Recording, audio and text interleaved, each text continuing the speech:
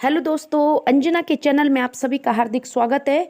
तो आइए दोस्तों, आज मैं आप सबको एक बहुत सुंदर मोटिवेशनल स्टोरी सुनाना चाहती हूँ।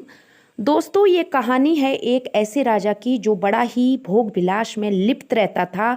उसको बुढ़ापा आ गया था, काफ़ी वृद्ध हो चुका था, लेकिन फिर भी भोग विलास में पड़ा रहता था और ना तो अपने बच्चों की तरफ ध्यान देता था, ना ही राज्य की तरफ, और हमेशा भोग विलास में पड़ा रहता था, ना तो अपनी राजगद्दी छोड़ रहा था।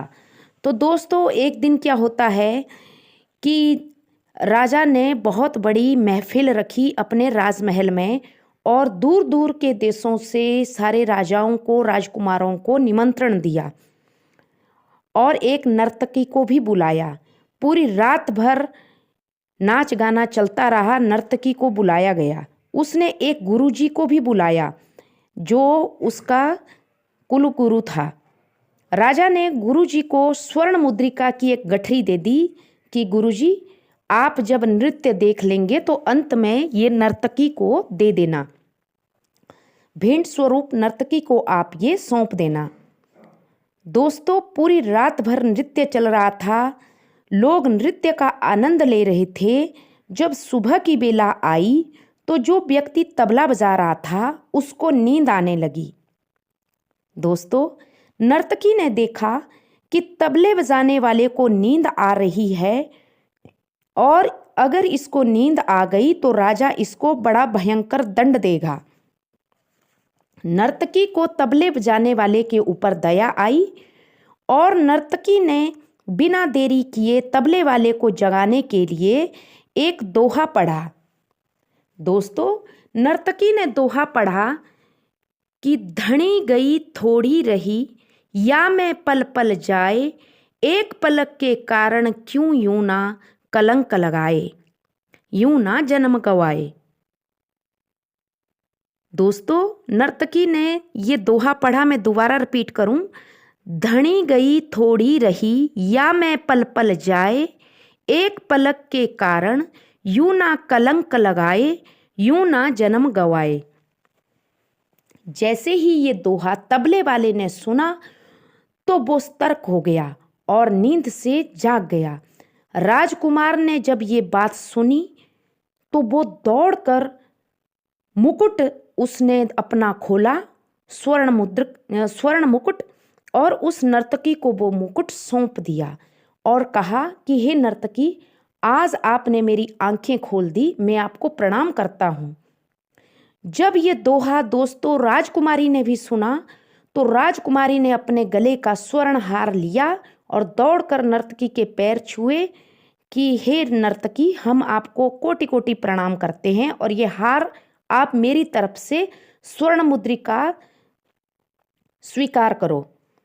और गुरुजी ने जब ये बात सुनी, ये दोहा सुना, तो गुरुजी ने भी वह स्वर्ण मुद्रिका की पूरी गठरी उस नर्तकी को पकड़ाई और उस नर्तकी को प्रणाम करके खड़ा हो गया और वहां से जाने लगा। जब राजा ने देखा कि सब नर्तकी को कोई ना कोई उपहार दे रहा है और सब उठकर यहाँ से जाने लगे हैं, तो राजा अपने सिंहासन से गुस्से में खड़ा हो गया और नर्तकी को डांट लगा दी कि तेरे एक दोहे ने इन सबको क्यों लूट लिया और ये सब क्यों जाने लग रहे हैं।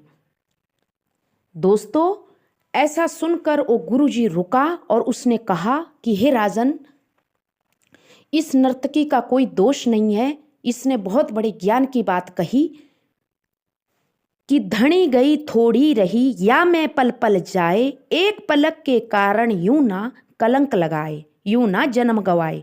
तो सुनो राजन, मैंने पूरी उम्र भर इतनी घोर तपस्या की, अपना जीवन सांसारिक सुखों से त्याग दिया और आज आपके कहने पर मैं ये पूरी रात भर ऐसे ही गवा दी और नर्तकी का ये नृत्य देखने आ गया, तो मैंने तो अपने जन्म में ये कलंक लगा लिया, बल्कि मैं तो गुरु हूँ, मुझे इन सब चीज़ों से दूर रहना चाहिए।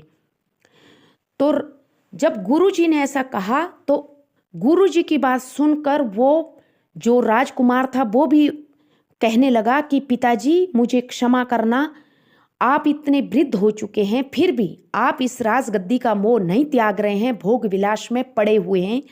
आज रात को मैं अपने सैनिकों के साथ आपकी हत्या करने वाला था सुबह के पहर में, लेकिन इस नर्तकी ने मेरी आंखें खोल दी कि धनी गई थोड़ी रही, या मैं पल पल जाए, एक पलंग के कारण क्यों कलंक लगाए, यूं ना जन्म गवाए। तो हे पिताजी, अब मेरी आंखें खुल चुकी है कि जहां आपने इतने वर्षों तक शासन किया, कुछ समय और सही, मुझे पितृ हत्या से इस नर्तकी ने बचा लिया, नहीं तो मेरा ये जन्म क्या, मेरे तो 7 जन्म खराब हो जाते, पितृ हत्या में मैं रंग जाता।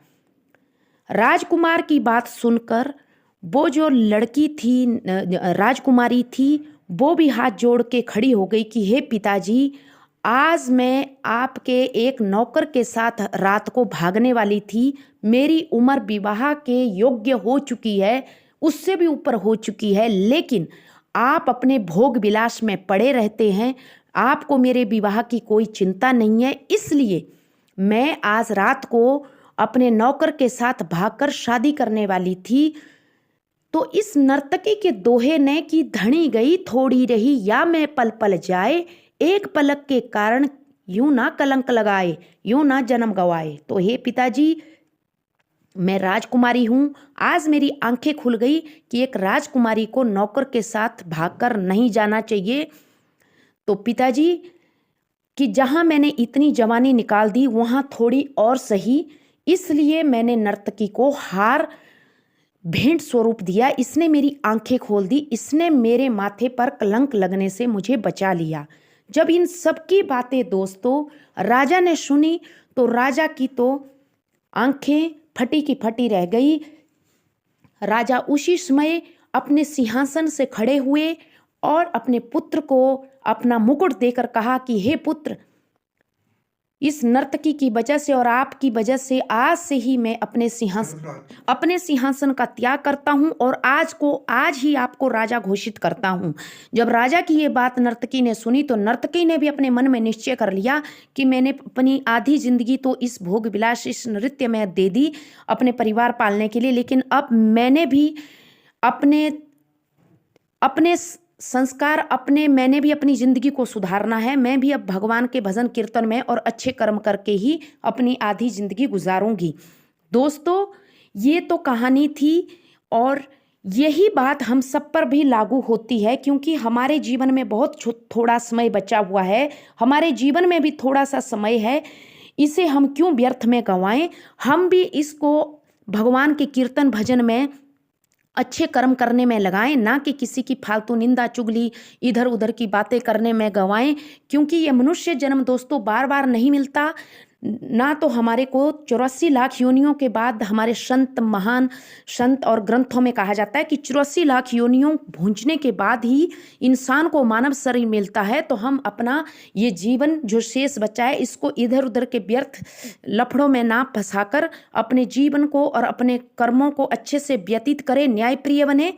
तो ये थी दोस्तों मेरी मोटिवेशनल स्टोरी। आशा करती हूँ आप सबको पसंद आई होगी। तो please subscribe me my channel. Thank you.